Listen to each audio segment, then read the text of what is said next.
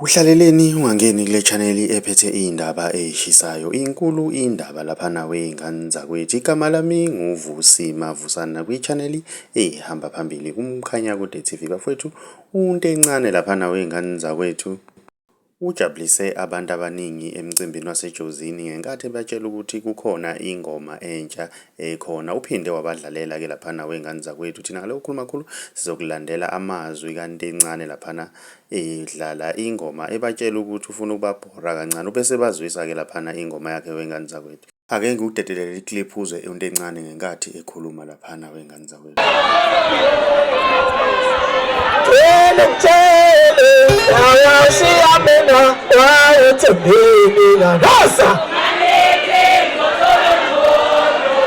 Yazi ngicela ukubhora ngisemnandi ngisenje ne. Ufuna ukulenza nje kancane ingoma entsha shayi kaze phuma samba thishe yos.